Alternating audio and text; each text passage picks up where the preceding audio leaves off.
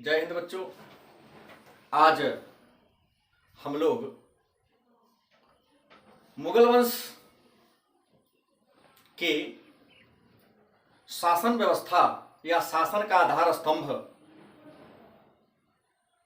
कहा जाने वाला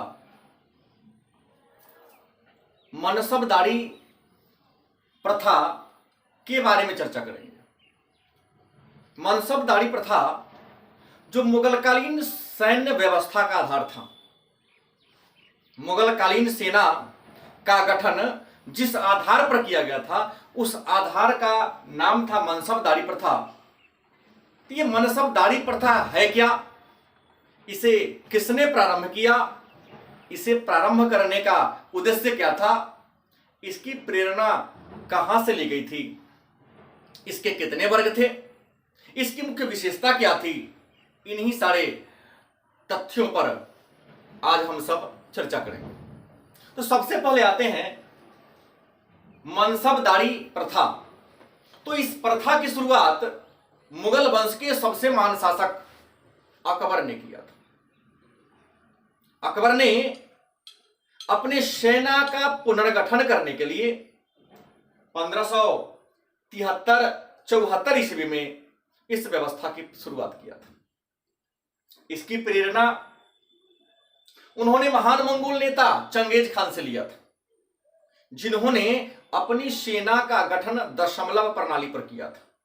मतलब मनसबदारी प्रथा दशमलव प्रणाली पर आधारित थी। इसका उद्देश्य था सेना का पुनर्गठन करना। अकबर ने इस व्यवस्था की शुरुआत किया था। इसकी प्रेरणा उन्हें चंगेज खान से मिली थी और अकबर ने इस परंपरा को 1573-74 ईस्वी में शुरू किया था। मन में प्रश्न होगा कि मनसबदारी में मनसब का मतलब क्या होता है। तो मनसब फारसी भाषा का शब्द है। मनसब फारसी भाषा का शब्द है जिसमें मनसब का मतलब होता है पद, दर्जा या ओहदा।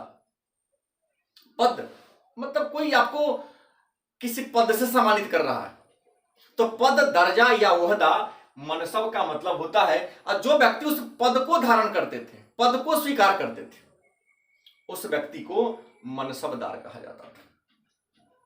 सामान्यतः विश्वासपात्र लोगों को और प्रभावशाली लोगों को यह पद दिया जाता था, जिनमें यह काबिलियत थी कि लोगों में वह अपने विचार को, अपने सिद्धांत को मनवा सके। मनसबदारी व्यवस्था में ये जो मनसब होता है, मनसब की 3 श्रेणियां थी। मतलब मनसबदार 3 प्रकार के थे। कुछ छोटे थे, कुछ उससे बड़े थे और कुछ सबसे बड़े थे। मतलब कुछ ऐसे व्यक्ति थे जिनके अंदर या जिनके पास कम से कम 10 और अधिक से अधिक 500 सेना रखने की काबिलियत थी। तो जो कम से कम 10 और अधिक से अधिक 500 का मनसब रखते थे उन्हें कहा जाता था मनसबदार। मतलब मनसबदारी व्यवस्था में जो सबसे छोटा मनसब था उसका नाम था मनसबदार। यह 10 से लेकर 500 के बीच में सेना रखते थे। दूसरा जो वर्ग था उसका नाम था उमरा।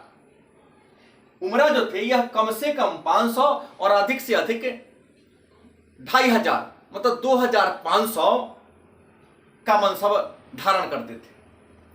और जो तीसरा वर्ग था वह 2500 से ज्यादा, जहां तक राजा प्रदान कर सके।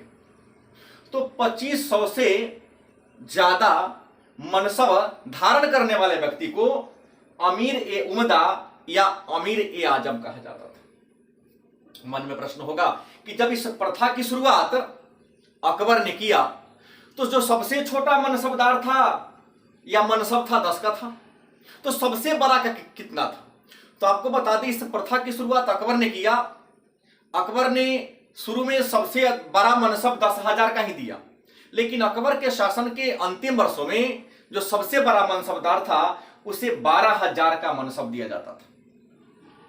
लेकिन अकबर की मृत्यु के बाद जहांगीर मुगल वंश के शासक बने और जहांगीर के शासनकाल में अधिक से अधिक 40,000 तक का मनसब दिया जाता था। जहांगीर के बाद शाहजहां मुगल वंश के शासक बने और शाहजहां के शासनकाल में जो सबसे बड़ा मनसब था वह 60,000 का था। मतलब शाहजहां के शासनकाल में मनसबदारी व्यवस्था में जो सबसे ऊंचा मनसब था वह 60,000 तक पहुंच गया।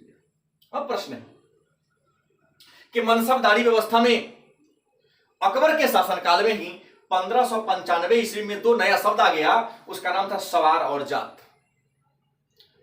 तो मनसबदारी में सवार और जात का मतलब क्या होता है? तो सवार घोड़ा का सूचक है और जात सैनिक का सूचक है। मनसबदारी प्रथा में या व्यवस्था में सवार घोड़ा का सूचक है और जात सैनिक का सूचक है। इस मनसबदारी प्रथा में मुगल वंश के शासक जहांगीर ने एक नई व्यवस्था शुरू किया। उस व्यवस्था का नाम था दो अस्पा और सी अस्पा।